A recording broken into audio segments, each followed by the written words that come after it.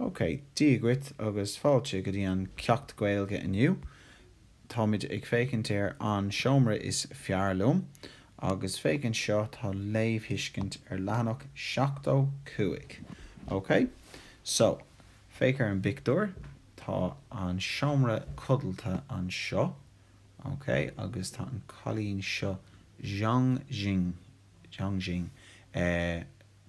Sin a seomra. So féic tá desk, rivre, caithear, scleone, cad é sin, swivel chair, cear go leor, labba rúbalta, dirtal, so tá sort ensuite eici, tá leithreas an sin, ci olcadán, leithreas, agus tá taiscadán, vordrús, agus shelfanna. Ok, so sin a seomra codalta. Now fécinn seo.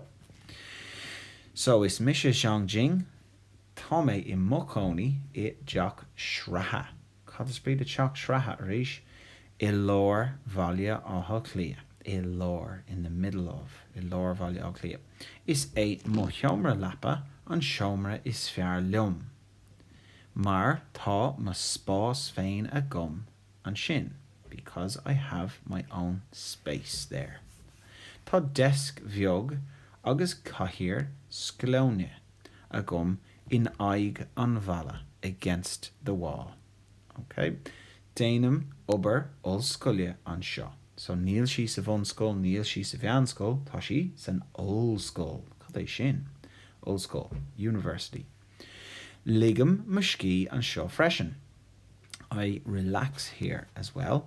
Agus tame lína my own poca, or my own, no mo rivera. Tame lína, I go online.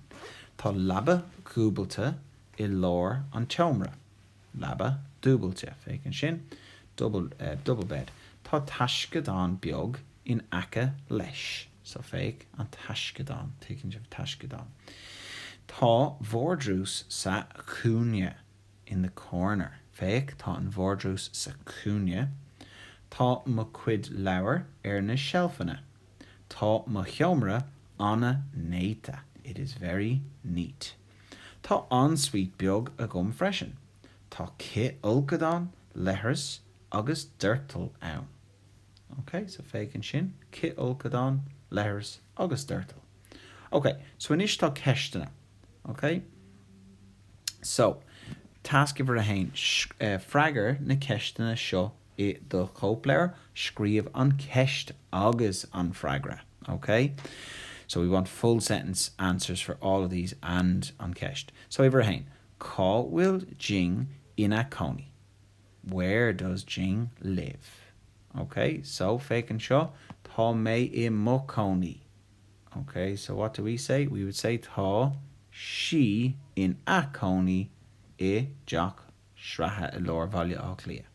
Okay, so we need to make small little adjustments, okay?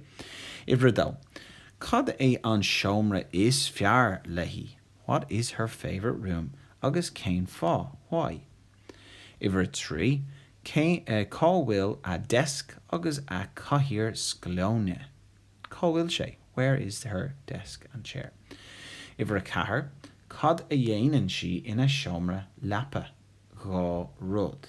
What does she do in her bedroom? 2 things. Ivra 5, cá will a labba rúbalta. Where is the double bed? Okay, cá will sé. Luig 3 rud atá san ensuite. Mention 3 things that are in the ensuite. Okay, Carcador. So sin task ivra hain. Okay, now task ivra do. Scríomh tusa piasa mar seo. Okay, so Misha, I would, instead of saying is Misha Jiangjing, I would say is Misha Adam O'Foilan. Okay, tá mé I machoni I jock shraha. Nope, níl mé. I would say tá mé I machoni I jock la squitcha. Would I say I lor valia clia? Nah, I would just say I malia á clia. Okay. Is a mo cheomra lappa an seomra is fearr liom? No, is a mo cheomra si an seomra is fearr liom. Mar tá spás a gum an sin? Yeah, or mar tá sé compordach. okay, because it is comfortable. Okay, so away you go. Okay, so try and adjust this for yourself. Okay, don't just write out the whole thing without changing it. You have to make it your own. Okay, so even if you were to get minimum Shay Obert, 6 sentences minimum.